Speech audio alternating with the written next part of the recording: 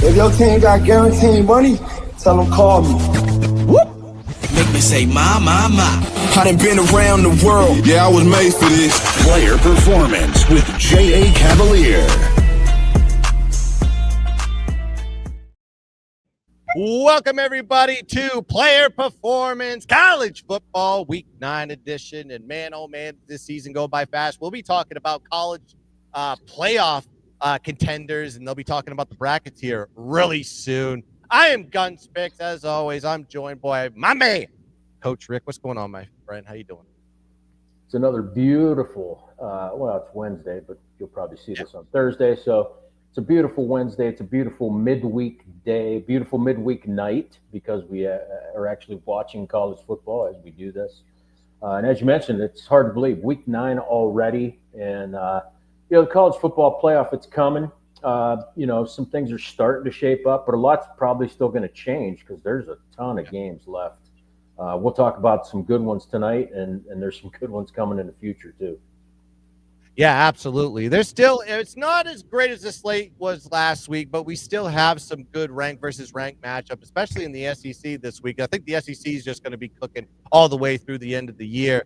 But without further ado, we are going to get breaking down the top 25, 4 games, and then we're going to give you 4 extra games on the slate that we like, maybe a little bit underground, maybe some in the mid P4s on some of these non-ranked opponents. But I digress. Let's get into the first game on the board. Let's get into Ole Miss versus Oklahoma on this one. They're playing at Memorial Stadium in Norman, Oklahoma. This should be a good one here for our noon kickoff. Has some revisionist history, of course. Oklahoma and Ole Miss did play each other last year. You have Oklahoma coming off a road win, as well as Ole Miss coming off that road loss to Georgia last week. Does Ole Miss have the bounce back in them, or does Oklahoma have that dog in them at home at Norman? Coach, what do you think? Boomer Schooner, huh? They'll be firing that up nice and early pregame. Last week we talked about Ole Miss, Georgia. I mentioned you ought to take both teams to score 25 plus. Awesome pick if you tailed that one. Both teams easily, actually over 30. But Ole Miss was on the short end of that. First loss of the season. Can they bounce back? Well, they can bounce back if they do one thing, and we'll talk about that in a minute. But this is a classic, offense versus defense battle. Like Oklahoma could be the best defense in the country. Number 2 in scoring defense, giving up 9 and change a game. Like you give up 9 points, like you're winning games. And their offense isn't, a juggernaut. They're not all that dynamic. But it is all pretty much revolves around John Mateer, the QB. Mateer, very good. Almost 1,600 yards passing, 7 touchdowns, another 5 on the ground. But what he does with his legs, probably going to be a little bit more limited, as you saw the last 2 weeks. He's still, he's banged up. So his health is going to be a concern, and it might be a concern in this game. On the other end, as I mentioned, offense-defense battle, it's Ole Miss's offense. The passing game, phenomenal. Lane Kiffin dials it up like my man, Neil Mosier, Coach Mosier, offensive coordinator here at Troy Athens High School here in Michigan. I coached with him at Athens. I coached with him at another school here in Michigan. And we dialed up offense like you never saw. And we easily averaged 35 plus a game. And I mentioned him because he is the all-time career receiving leader at Ferris State, which is where Ole Miss quarterback Trinidad Chambliss came from. Of course, he was there when they won a Division II national title, and he took over for Austin Simmons. And, the kid's just phenomenal, dynamic, 1,500 yards passing, 8 passing TDs. He can beat you with his legs. He's got another 5 TDs on the ground. So the Oklahoma defense will have its hands full trying to defend him. I think the key is going to be the Ole Miss defense. Can they slow down Oklahoma? Like I said, Oklahoma not an offensive juggernaut, but if they can run the football, they're going to have some success. Ole Miss's defense, the weakness is against the run. They're 99th in the country against the run, which, interesting stat, and it could be the difference in this game. Oklahoma's defense, they rank 120th in time of possession. What that means is they are on the field a heck of a lot more than the offense. So that could be an issue in this game. Couple interesting things. Oklahoma 15-0 in its last 15 when favored at home, 11-4 against the spread. Ole Miss 1-6 straight up, 1-6 against the spread. Last 7 as a road dog. You mentioned the game last year. I kind of threw that one out just because Oklahoma it's just not the same team. There could be, the revenge factor definitely is in play. But Oklahoma definitely not the same team. The offense was absolutely horrible last year. But 2 years ago, Ole Miss comes to Norman as a 4-point road underdog, and actually won the game. They won that one outright. So interesting. I'm not there on a side yet. The revenge factor probably has me leaning towards Oklahoma. I'm not sure I like the number. But what I do like is defense. The under, there's a total sitting at 54.5. Oklahoma, like I said, number 2 in scoring defense. 8 of their last 8 games, which includes all 7 this season, have gone under the total. For Ole Miss, which a high-scoring team, they actually they see a lot of high totals. So they've actually gone under in 13 of their last 19 games. So right now, I'm going to lean on the under in this game, under 54.5. I don't hate that look. I'm looking at this more from a side perspective, though, when I'm breaking down this game. I think you mentioned a lot of the key points on this one. You mentioned how Oklahoma does at Norman. You mentioned how Ole Miss in their record as far as being a road dog, 1-6 last 7. But you got the revenge factor here, right? You had Oklahoma that got beat 26-14, 19.5-point road dogs last year. Now, mind you, this team was in a different scenario, a different mindset last year. So they made the lines a lot higher, knowing that Oklahoma was just stinking up the joint later in the season.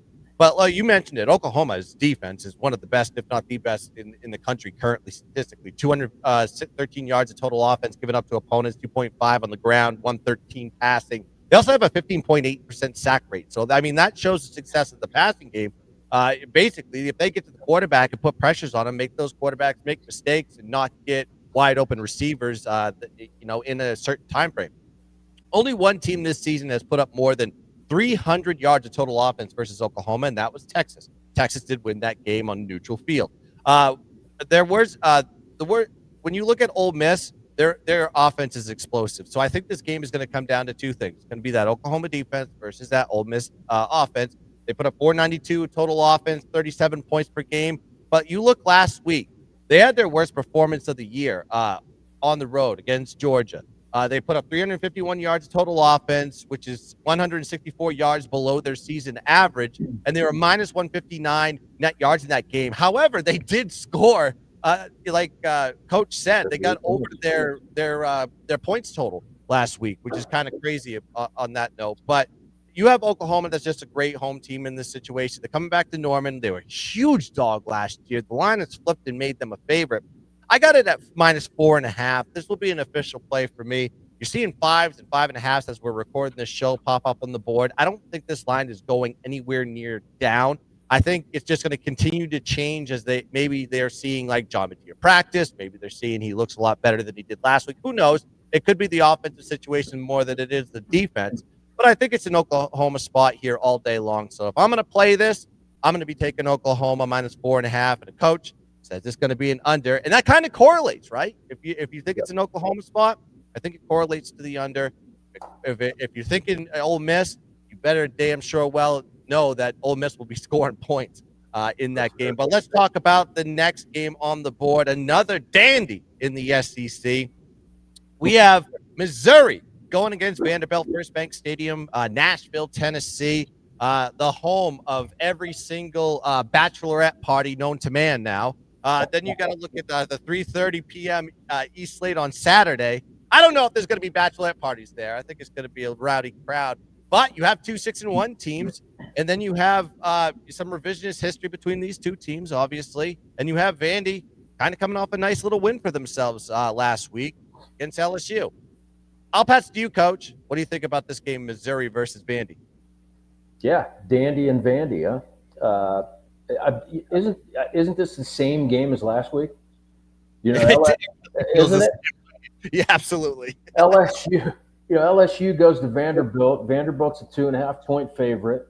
Total was 54 in that range. Now it's 52.5. You got two really, really good offenses that can both run and pass the ball. You got two really good defenses. Way back a couple weeks ago, I was talking about how Missouri might be one of the more underrated defenses in the nation, and they still are. They've fallen off a little bit, but that's probably due to the competition that they've played. So, as I look at this game, I just I see remnants of last week. I talked about Vandy, and they average 41 points a game. 8th in the nation. Missouri, 39 a game. That's 12th. Missouri runs the shit out of the ball. I think they're 7th in the country in rush offense. Ahmad Hardy, one of the best running backs in the country. I think he's number 3 in yardage. And I think he's number 2 in rushing touchdowns. He has 11. So keep an eye on him. Keep an eye on how Missouri is able to handle Vandy's defensive front, because Vanderbilt's defense is actually built to stop the run. I mentioned a couple weeks ago how they got out of playing a bunch of zone defense behind their front, and they're playing a little bit more man and some match coverages, allows them to defend the run a little bit better. So they're number 12 in the country against the run. So how well will Missouri be able to run the ball? You got two great quarterbacks again.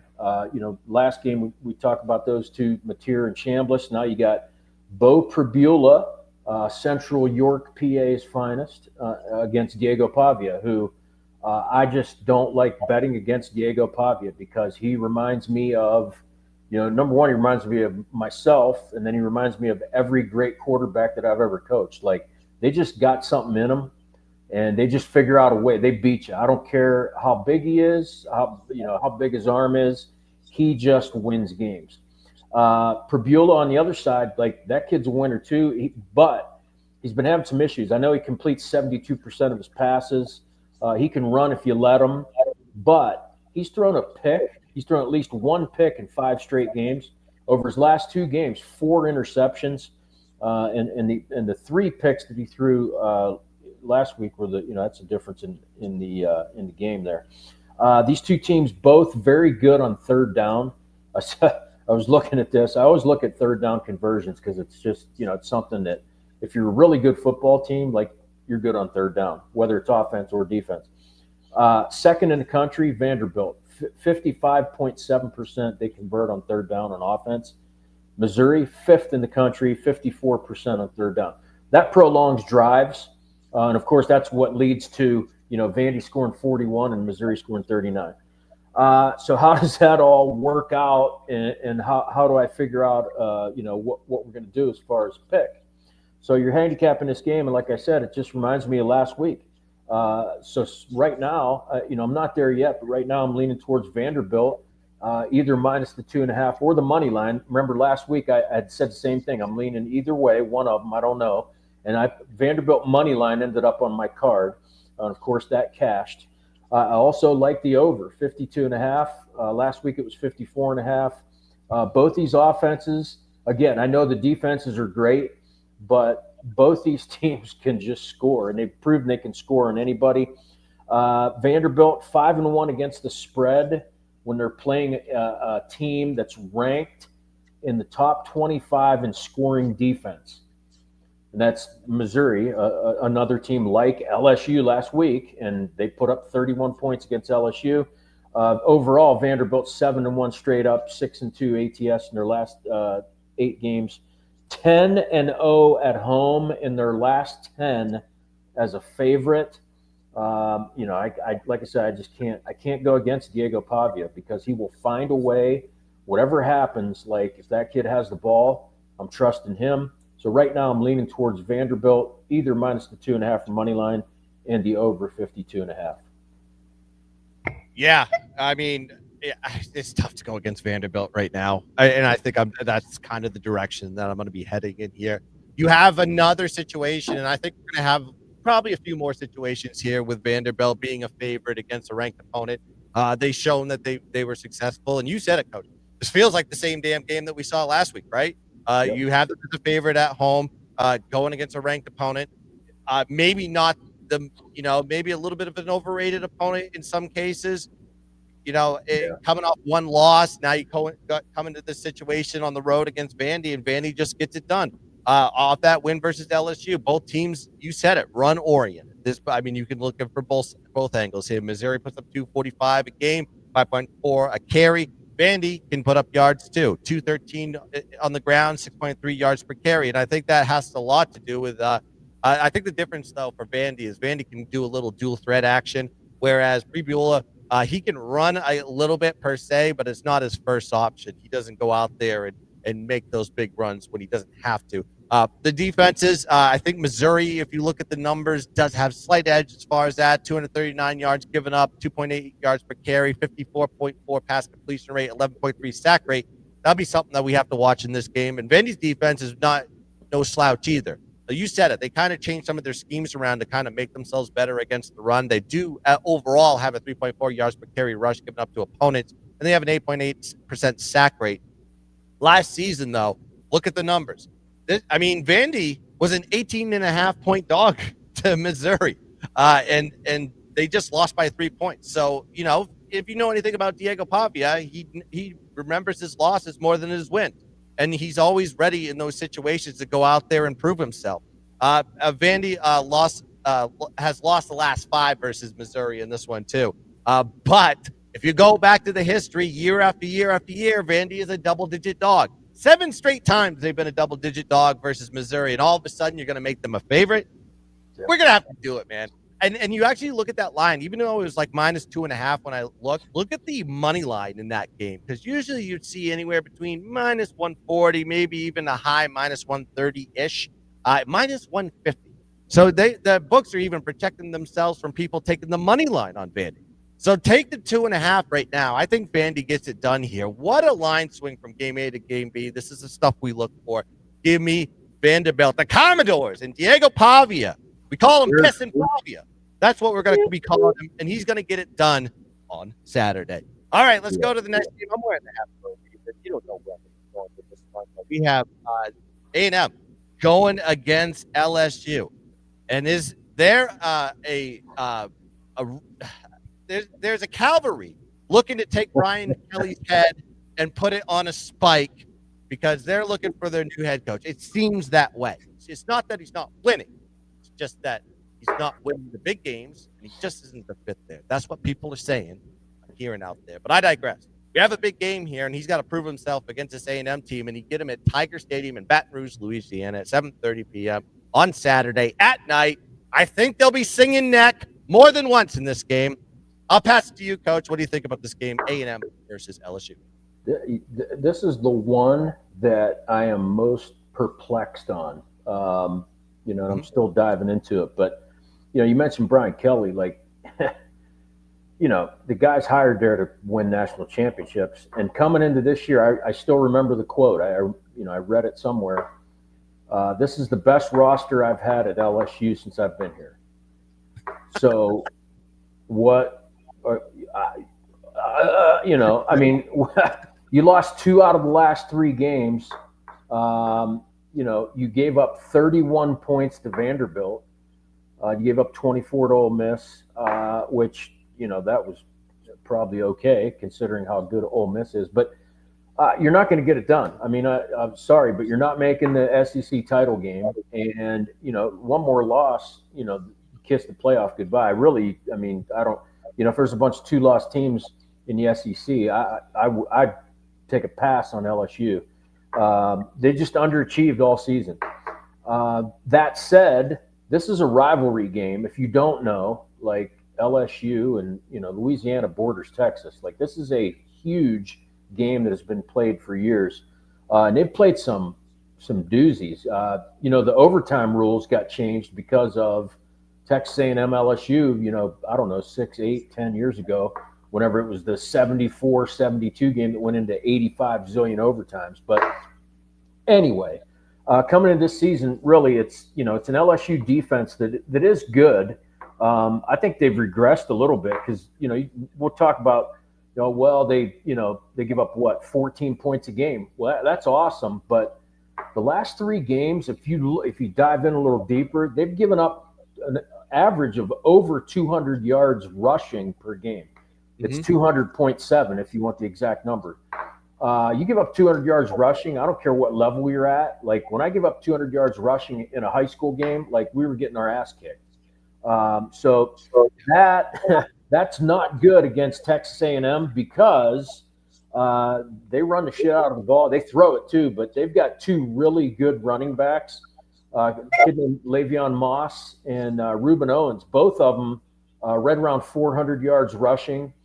And then you add in Marcel Reed. I mean, the kid's only a sophomore, but this kid's good.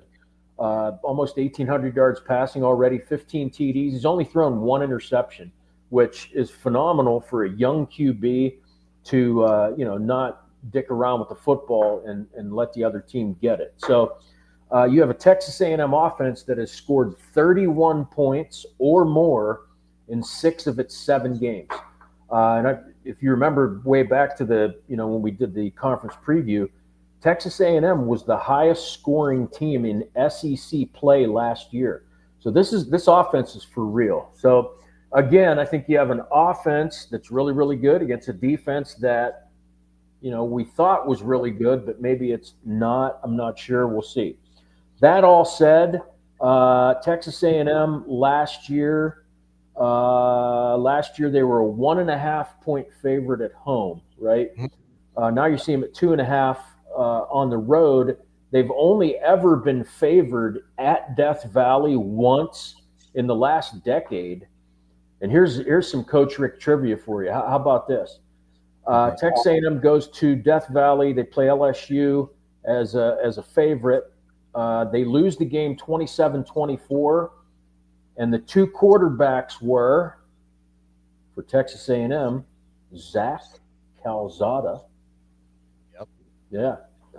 Who's playing at Kentucky. And for LSU, the QB was Max Johnson, who's now at North Carolina. So interesting tidbit. That was 2021, I believe. Only, like I said, only time A&M was favored at LSU. We talk about LSU's offense, like they underachieve. Brian Kelly's supposed to be like this, kind of offensive guru guy, and they average 25 and change a game. I mean, that's not really an elite level offense. We're talking about Ole Miss and Vandy and Missouri, all these teams averaging, 35, 38, 40 points a game. That's not LSU. However, they are playing at home in a rivalry game. The home team has won the last 8 in this series. Yep. So I throw all this out there because it's because I don't know. I'm not sure where I'm at. It might be a game that I lay off of. I wanted to dive into the total because I talk about A&M and this offense, and LSU can dial up maybe 2 or 3 TDs in a game, right?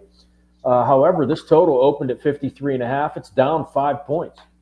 The under's taking serious cash. So, what do you do there? Well, 7 of the last 9 in this series have gone over the total. Like I mentioned, they 74-72, a bunch of years ago. I mean, games that, 50, 60, 65, 70 points every year. So I don't know where I'm at with the total either. Hopefully I've given you something that you can use and think about. And Gunz, maybe you have something, a little bit more definitive, because right now I don't. Yeah. Hey, you know what? That's all right. It's like we don't have to give you picks on every single game. It's like maybe Coach has a pick. Maybe I have a pick. I'll tell you what. I do have a pick on this game because it's my tried and true every time I look at LSU. When you see LSU, in some situational plays, if not most situational plays, you can take advantage of what this team was last year. Last year, this team had high totals, high overs, and they would go over. Then this year, the defense is kind of taken over. The offense is taking a step back. Everything has been going under. So this situation, I think, Coach kind of led me into this when we talking about the total. Now, you have A&M going into this game. They're 7-0. They're going to have a target on their back. And they had a target on their back last week by narrowly beating Arkansas by 3 points. Arkansas, I'm telling you, is a terrible team. This team doesn't have a head coach. They have an interim coach. It's a very different scenario there at Arkansas. Then you have LSU, 5-2 on the year. They're off the loss to Vandy's. There is a bounce back factor because really, if you look at LSU, and you mentioned some of their woes as far as giving up the run game, especially of late, I think that we'll have to see if the barometer here is I need to play at home versus how I play on the road, because on the road, they only give up 9 points per game, 260 total offense to opponents, 3.3 rushing yards per carry, 156 in the passing game. And you have an A&M team that is pretty good versus conference opponents as far as the defense is concerned. And that makes sense when you have Mike Elko. Despite, let's throw out that Arkansas game because that was kind of an outlier in that one because you can go back and forth with Arkansas. They've given up 10, 9, 17 to their other SEC opponents this year, besides the Arkansas game, which they gave up 42 last week. And you mentioned Le'Veon Moss. Now, Le'Veon Moss, not going to be playing in this game. He's got a leg injury. It looks like he's going to be out for this game. He was out in the game against Arkansas. It didn't matter. They put up 6.4 yards per carry and over 200 rushing yards. So it may not have an effect on this game, but it does hurt the depth because they are a 1-2 punch as far as the running back is concerned at A&M. And if you have to use Marcel Reeds in a dual threat, it kind of changes the dynamic. Maybe there's adjustments made there by Brian Kelly for that scenario. Last year, LSU did lose, like Coach mentioned. There was 38-24, 1-point road dogs in that situation. The total was 54.5. A year later, total has dropped to 48.5, 47.5, and it just continues to drop from the open. I've seen the open anywhere between 51 and 49, depending on what books you get it at, right? Fourth time this season, LSU has been a dog. They're 2-1 to the under in those situations. In the first 4 games. This is the fourth time. The first 3 games, 2-1 to the under. This is the lowest total out of the 4. Then you have LSU 3-1 to the other when the total is 50 or less overall. Then you have A&M 5-2 to the over this year, 2-0 to the over on the road. However, this is the lowest total A&M's ever seen in all their games this year. Everything's been high. Well, and that kind of makes sense when you have that strong electric offense. Marcel Reed could have a breakout game, yes, but that's very hard to do in the swamp in Baton Rouge, especially at night. Not the easiest place to play. And we've seen A&M at night. Yes, they can put up points. We saw it against Notre Dame, but the environment is so much different when you're playing at LSU. I lean LSU. Am I going to take it? Absolutely not, because I don't know the dynamic there. And also, this is back-to-back times that Brian Kelly has to face his former defensive coordinator. He faced Clark Lee last week, and now he has to face Mike Elko. Mike Elko was the defensive coordinator for Notre Dame. I remember my defensive coordinator so well, like the back of my hand. I love Mike Elko. I love Clark Lee. I hate Brian Kelly. I will not take him on this, but I will take the under here. A&M, LSU under 48.5 is the way I want to play this game. All right, next game on the board. Off the Holy War, we have BYU going against Iowa State, and Iowa State is the favorite. What? They're not even ranked. BYU is undefeated last time I checked, but they're going to Jack Trice Stadium in Ames, Iowa. And this is a different animal when you're going to go travel into, I guess you'd call it the middle of the country. 3:30 p.m. is going to be the kick on this Saturday, East Coast time. I'll start with you, Coach. BYU versus Iowa State. Who's going to get it done? Yeah, you alluded to it right away. That the line actually goes to BYU, small favorite. Now it's flipped. Iowa State, like you mentioned, unranked, getting a BYU team 7-0, ranked number 11 in the country off a huge win last week, 24-21, and where they were the home dog last week. And if I remember right, I think I picked that one. For some reason, I felt like it was BYU at home, but here they're on the road, and the line movement flipping over to Iowa State. That's telling you something. When you look at the matchup, though, you look on paper and you're like, wow, BYU, man, they're really good. The running game, really, both these teams, again, like last week I talked about BYU, Utah kind of built the same.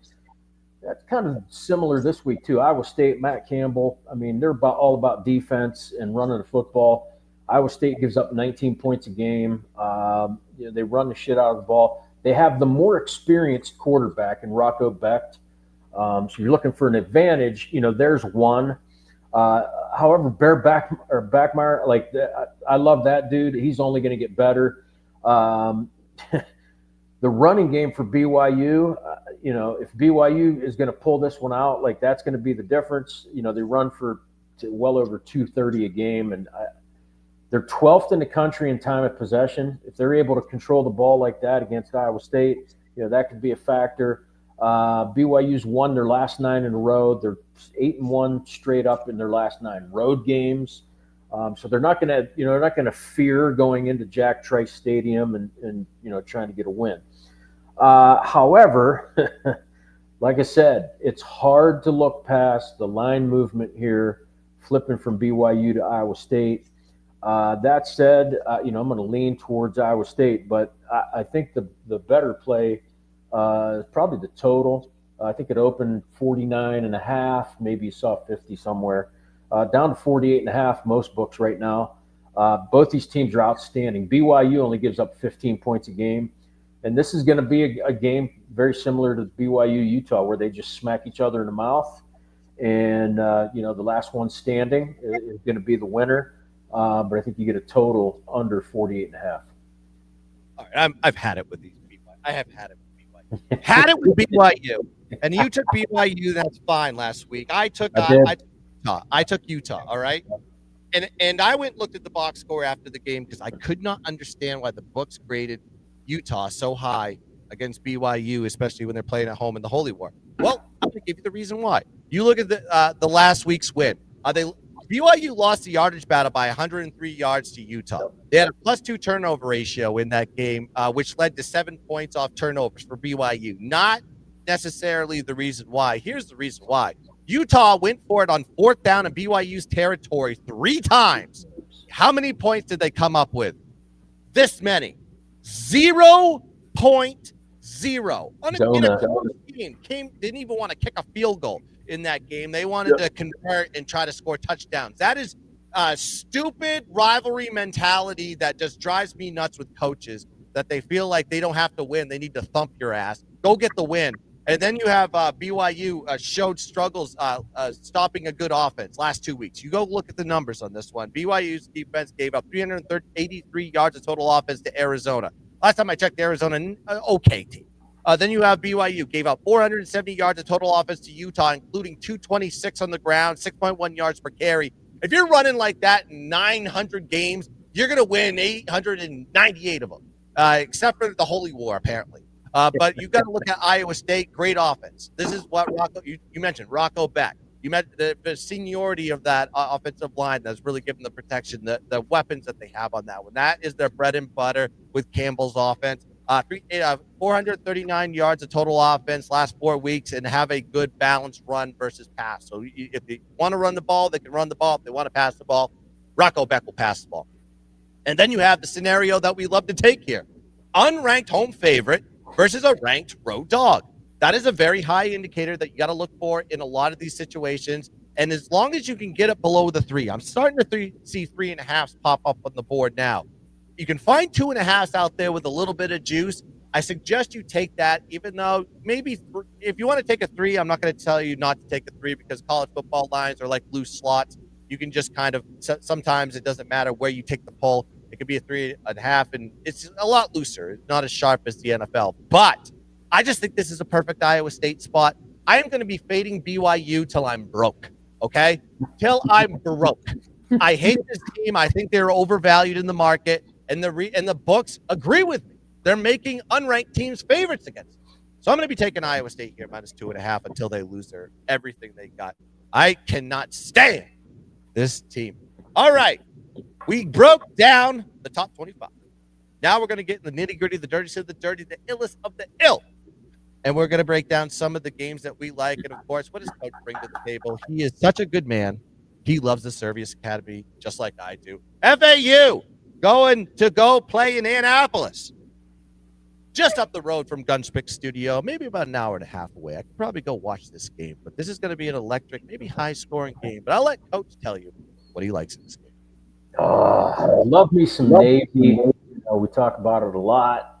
I love Service Academy football, especially Navy because of the offense. Drew Cronick, the offensive coordinator that I've mentioned several times this year with the hybrid wing T triple option offense that is absolutely hard to defend. So Navy had a bye week last week, so that just gives Cronick a few more days to dial up some serious shit for a horrible defense. FAU, not very good. And they're especially not good at defending the run, 110th in the country. I think Navy's just going to bum rush their run defense. So Florida Atlantic played Rice, which Rice runs a similar offense. Scott Abel runs he's a triple option guy, and they're more of a shotgun triple option team, but it's very similar. And Rice still trying to get its legs and figure out what the hell they're doing, but they ran for 213 yards against FAU.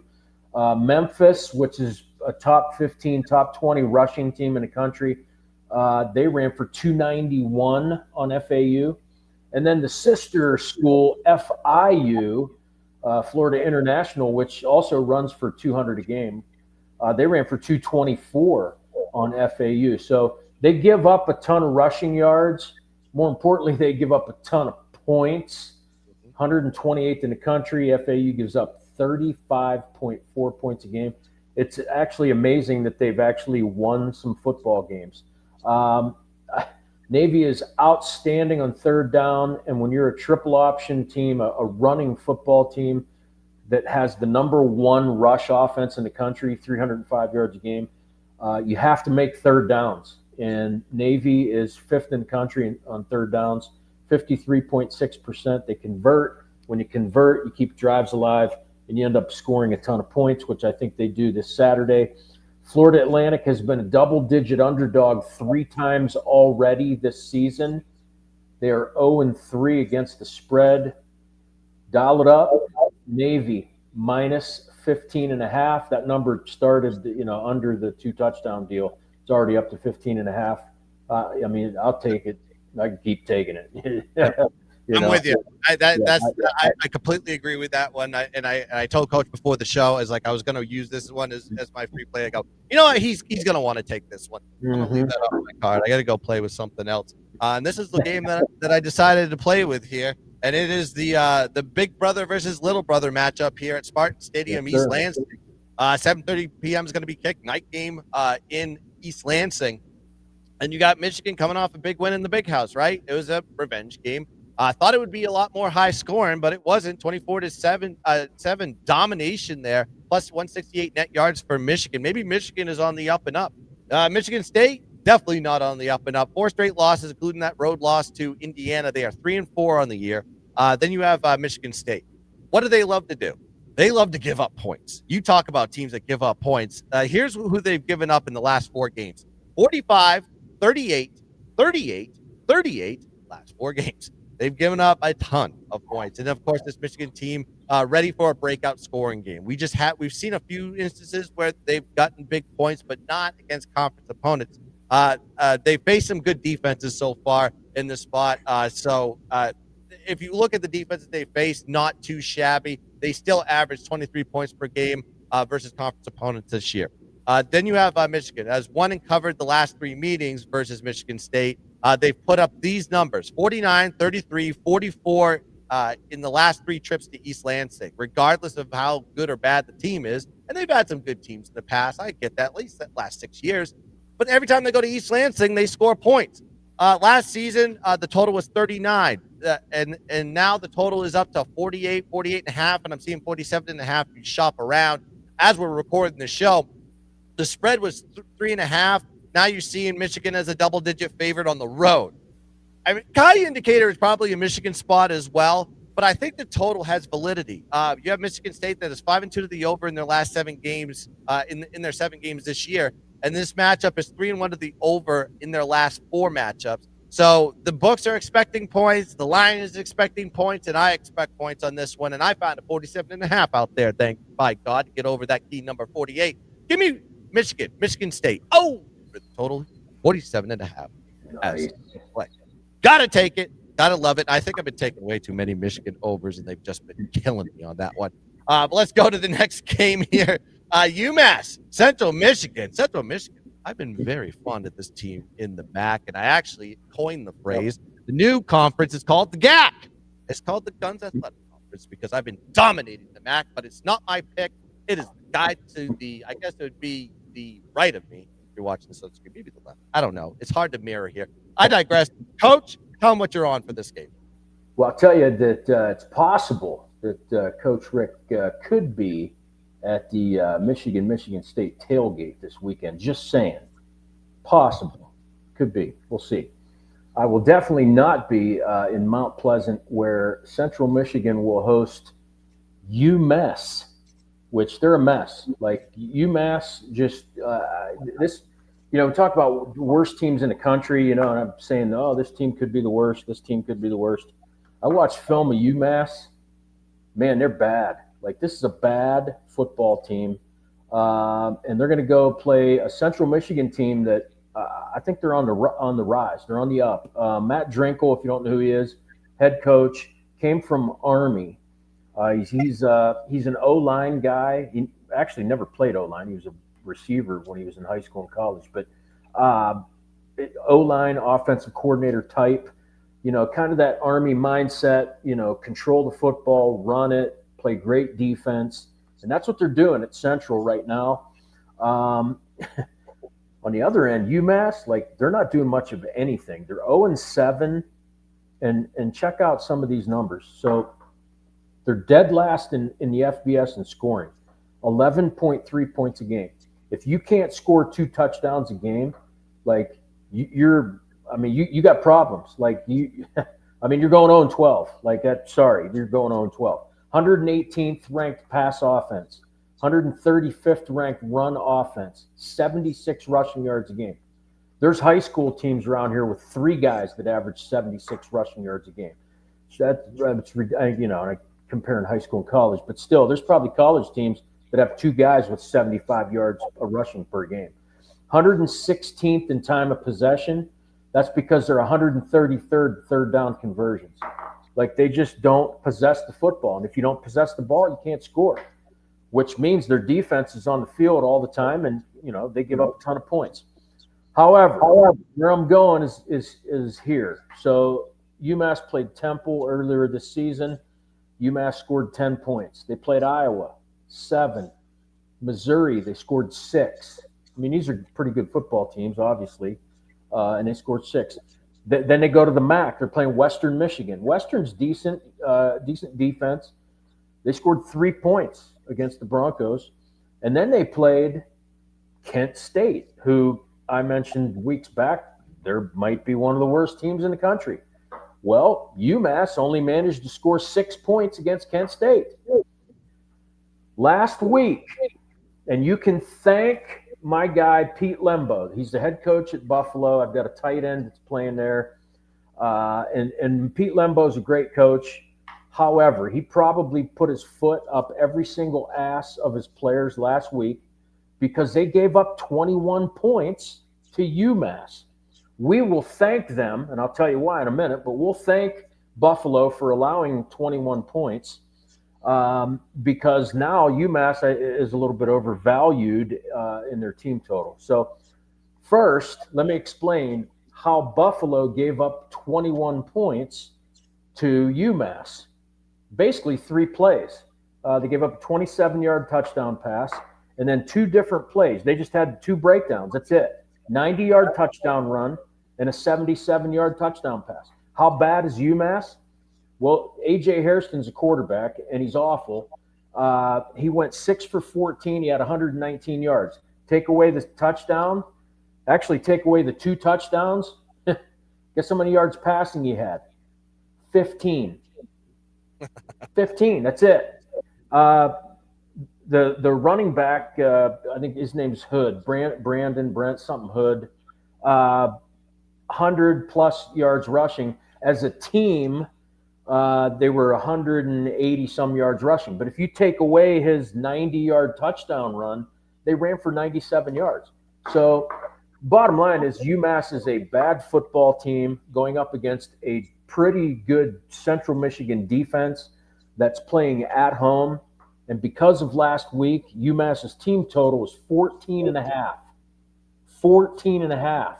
Like, they don't average 14. They don't average 12. 14 and a half. They're going under all day. Take it, play it. It's probably going to drop. And, I'd take it all the way down to – I'd take it down to 10 and a half. I just don't think that they're going to do very well against this Central Michigan defense. So, officially, UMass team total under 14 and a half. I like that play. If you actually go and break it from home open. You know what? I just thought of this too. If you probably won't find it because there's not a lot of MAC player props. But if you find it, if you can find Angel Flores for an anytime touchdown, you got to take it. Angel Flores is it's weird. They play two quarterbacks at Central. Angel Flores is actually the Central's leading rusher, and he's not the starting quarterback. But they put him in to run the football, and he just scores touchdowns all the time. He scored 3 last week. So he's got 7 touchdowns on the year rushing. Yeah, he had 3 of them last week when they beat Bowling Green, and they only gave up 6 points to Bowling Green last week, by the way, too. So very good defense. If you can find Angel Flores, look for an anytime touchdown. I doubt you'll find it, but UMass under 14.5. Yeah, I had Central Michigan on the money line last week. I was like, that was easy against Bowling Green. Yep. But yeah, you mentioned it. If you want to go home road splits to make it even a better pick there for UMass team total under, they average 15 points per game on the road. 6. I'm sorry, at home. 6 on the road. 6 on the road, and that includes Kent State. Yep. All right, let's go into. We got to go to the Gun Belt. We got to go talk a little Appalachian State versus DU. SB Ballard, Norfolk, Virginia, and I think I have an addiction, and that addiction is I cannot stop betting ODU because I love this team at 12 p.m., and I love it even more, especially off back-to-back losses. Of course, like I said, ODU coming off a terrible, getting dominated by JMU last week, 63-27. But you got to look at this team when they play in SB Ballard versus when they go on the road. At home, they have a plus 34-point differential, plus 339 net yard average when they play at home. Their ODU is a team that wants to pass the ball, but they can pass the ball, I should say. But they can run the ball as well. 215 rushing yards per game, 6 yards per carry is what they average this season. You look at App State, they've shown some vulnerabilities, especially last week, giving up 246 rush yards, 6 yards a carry to a aforementioned gross Coastal Carolina team. Then you got to look at ODU. Lost to App State 28-20 last year. They were 3-point road favorites, and now you're seeing them as a double-digit favorite here. Complete line shift. Plus, you have the revenge angle there for ODU. App State in that rare spot as a double-digit dog. You go into the history. This is only the second time in 10 years that App State has been a double-digit dog versus a conference opponent. And one of them was this year, by God. They were a 16. Actually, no. They against a non-conference team. They were a double-digit dog. They played Boise. They lost 47-14. So when you see them as a double-digit dog, by God, just take the favorite. Then you got ODU 2-0-1 this season as a double-digit favorite. Anyways, this is an OD spot off the bounce back-to-back losses. ODU will get it done in SB Ballard. ODU minus 14.5 is the way I'm going to be playing this game. All right, we broke down the board. We gave you 4 of the top 25 games, and by God, we gave you 4 more. Some of the ugliest of the ugliest. We gave you what? A, C. We gave you a Big Ten sleeper, and then we got MAC, and then we got a little bit of the Gun Belt. It is going to be an electric time for College Football Saturday, and if you love the content that comes off the J Cavalier channel, especially watching me and Coach Rick, please hit the like button. Please get into the comments section, and I'll try to answer some comments. You just drop them in there. I'll keep paying attention to those, and make sure you do that because it gets the algorithm of all algorithms that YouTube deems fit. Coach, I know you got some stuff going on at Why Lose. Tell them what you're doing over there. Also follow Instagram, @WhyLose_Guns, @WhyLose_Coach. What do you got going on at Why Lose? Yeah, well, before I mentioned, I was thinking, the MAC probably could be renamed the Crack. Oh yeah, yeah, it could be the Coach we Rick could. Athletic Conference with all the kids that we send there. I mean, we got tons of kids out of our training organization that they just end up playing in the MAC. It's a great league. I love it. Just a ton. It's great competition. And Bowling Green and Toledo aren't very far from us, so we get to see a lot of these kids play. So anyway, this week, why lose? I'm getting really close to 14,000 subscribers in Why Lose Coach Rick, the channel. And I think when I hit the 14,000, I'm going to fire up something special. But for right now, we're going to stick with the tried and true weekly package, which is $49 for my max bet. And that'll be $49 on Friday. You get max bet plus any best bets, usually between 3 and 10. And then Saturday, same deal, $49 max bet plus any best bets.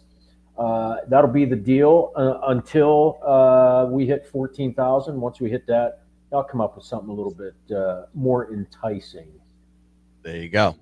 Speaking of milestones, I'm within 38 of you followers from getting over to 7K. So if you're not following me on Telegram, go to @Gunz on Instagram. There's a link in there. You can go click on that. And yeah, I got the deals that are going on. $75 for the Elite Week. If I don't make your 5 units, you get a month for free. And then if you want to just sign up for the month, $150 for the month. And also, somebody asked me about the season package. I said, why not? For the 1 week only.